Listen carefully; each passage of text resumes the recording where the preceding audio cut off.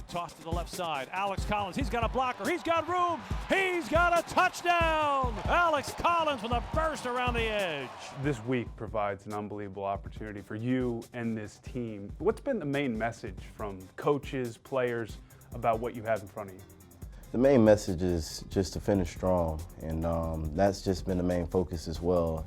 You know, we've played these guys before at the beginning of the season, so, you know, very familiar with the team and their schemes and everything else. So that leadership in the locker room, like Suggs and Joe and Weddle, and you just, you know, they've been playing for so long and they want another shot at that Super Bowl. So, you know, the most I can do, I'll do whatever it takes to get those guys there. The season starts in Seattle. You end up here in September. Did you ever imagine that you'd be leading this team in rushing, on the doorstep of 1,000 yards rushing, and a chance of going back to the postseason? I did, but it was all just more so like a personal belief and goal before it actually became real.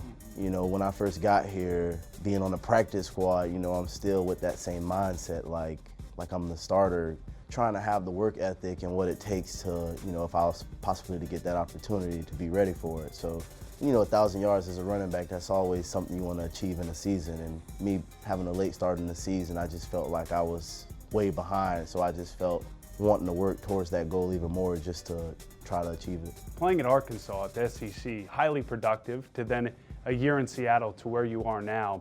Where have been the areas where you feel like you've grown the most? I definitely feel like it was more growing as a man, you know, just understanding and accepting my responsibilities, making a lot of sacrifices, and that's just what it's all about, you know, especially to be successful in this game, you gotta make sacrifices. You know, you wanna stay up late to play your video games or watch your movies, or you wanna go out or you wanna hang out with your friends, and you know, it's a lot of stuff you have to really sacrifice for so you can spend all of that extra time studying and watching film and really preparing yourself and learning the playbook and the schemes and going and getting some treatment and just doing that extra stuff to make yourself better on the field. Just from the veterans that I had over with Seattle and then coming into this locker room, you know, that's what I was able to latch on to, their routines, and then I just twisted it into my own routine to keep me on the same page as them. Now we've gotten to know you as a guy that's got some dimension. I know your routine is all about football, but we've got piano, we've got Irish dancing. I'm particularly pleased to hear you're a big-time lacrosse player. That's right. How does all that help you be a better football player?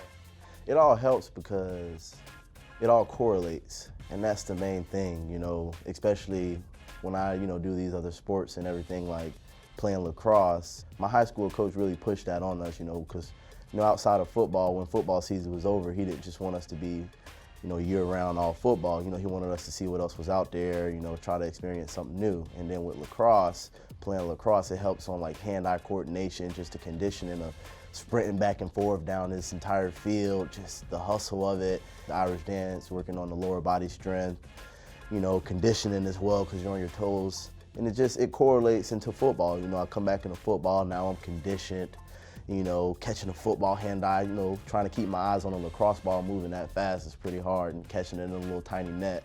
So it definitely helps, and it just correlates and just builds your game up even more in ways you didn't think was possible. Last question, most difficult question. Irish dancing, I need the best player other than you on this roster that you think, if they got some time to work on it, could produce and be an effective Irish dancer, and then obviously the worst. I'll definitely have to be a little biased and stick with my RBs. I think they pick it up first just because, you know, we spent so much time together. I could easily teach them, but outside of the group, I'd have to say Brandon Williams. I was going to say, that's a big man. Yeah, that can move well. I actually tried to teach him a little bit today before practice, and he seemed to get it down real fast. So I'd definitely say he'd be the best at it. All right, who's the worst? I'd have to throw my coach under the bus. Okay, yeah, I like that. Yeah, I don't think he'll be able to pick it up. I'll give him a hard time because he always will make fun of me trying to do a little dance on the sideline, but I think he'd have a hard time if he really sat down and tried to pick it up. Well, Alex, it's great to have you here. Good luck this weekend. Thank you, I appreciate it.